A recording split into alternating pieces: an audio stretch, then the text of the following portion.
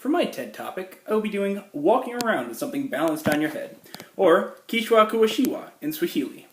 To start off, I will give a basic history of this long practiced art. Long ago, even into the times of sultans and Arabian Nights, keeping a pot of any type of liquid on your head was common practice. Why do they do this? Well, it has been shown in multiple studies that you can carry something much further on your head than carrying it in your arms.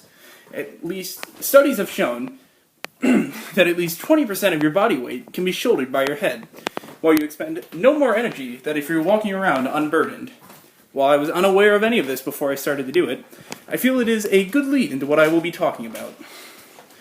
To perform this feat of balance, simply stack some books on top of each other and find the center of balance on your head. I excel at the latter as my head is extremely flat, despite what my hair would make seem. Then, simply begin walking. Mastering this technique can provide many benefits that include, but are not limited to, better balance, increased reaction time, unwanted/wanted attention, and easy conversation starters.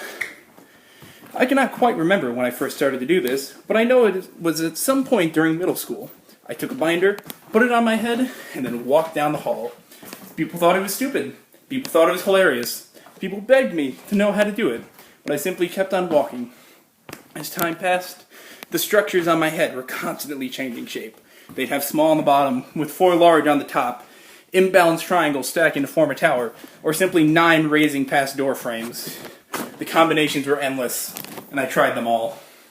Now, you may ask yourself, why do I do any of this? Well, it's because I just think it's fun.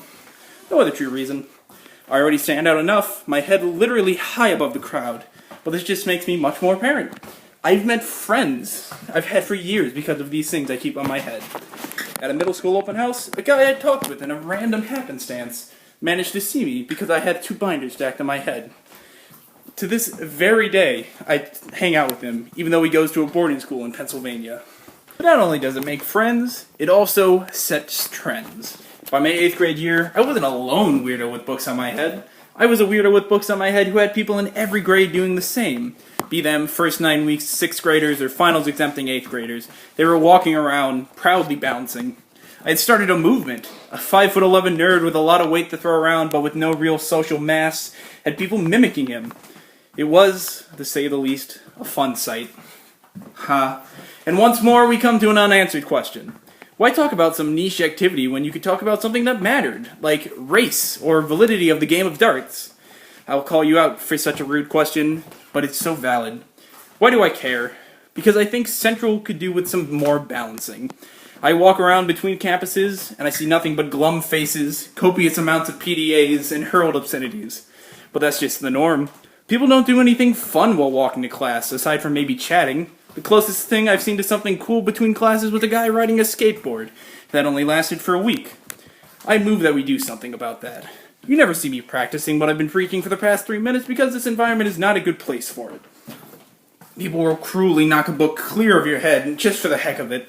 This can't stand. I say more people begin to walk proudly, with as many books as they can manage. I think I can safely say there are definitely a lot of people at this school that I can call weird, or a lot that just like to screw with teachers. You can embrace both of these qualities if you follow me.